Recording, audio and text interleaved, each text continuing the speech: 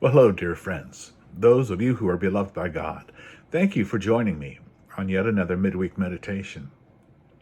Have you ever told a story to a group of people about something humorous that happened to you, and the story just didn't have the punch or the response that you expected?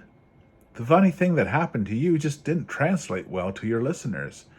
And after your story falls flat, you tried to excuse yourself by saying, well, I guess you just had to be there. And you know what? That's absolutely true. Now, listening to stories is great. You get to live vicariously through someone else's experiences. But the effect is so much more meaningful, powerful, transformative, and yes, even humorous when you experience things firsthand. In truth, sometimes you do have to be there. A former professor of mine was a skiing enthusiast. He once told our class that he could give us all kinds of books on skiing, show us many instructional videos on how to ski, tell us everything we need to know to do it right. And then, once we were thoroughly educated, he could take us and our skis to the top of a snowy mountain, give us a push, and we'd fall all the way down the hill. Sometimes you just don't know something until you experience it personally. You don't learn to ski from a book. You learn it by going to the slopes and actually doing it. For the past year or so, most of us have been stuck in or near our homes. Opportunities for new experiences have been limited, to say the least. But now, hopefully in the near future, opportunities will arise again to sally forth and experience new things. Do you miss traveling? St. Augustine said, "The world is a book, and those who do not travel read only one page." That was said at a time when travel was much more difficult than it is now.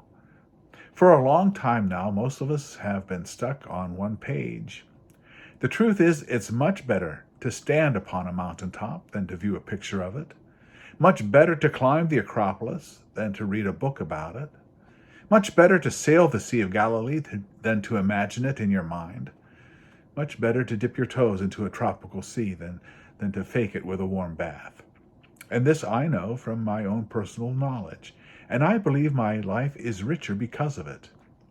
Your first-hand experiences have a far greater and lasting effect upon you than the things you just hear about. But here's the thing. You don't have to travel to have new experiences.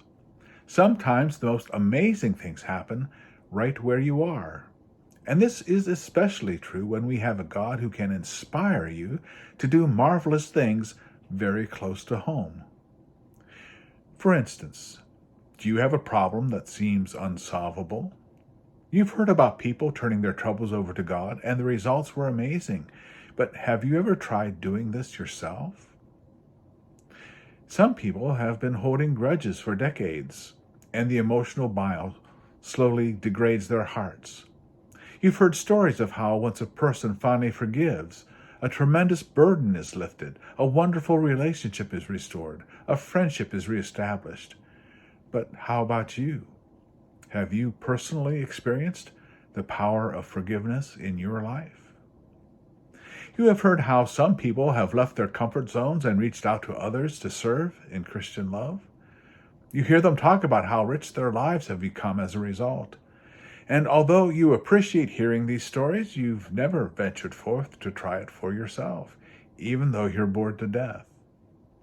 You know, it's not hard to think of someone who needs a helping hand, a friend to come alongside, or just a little pick-me-up.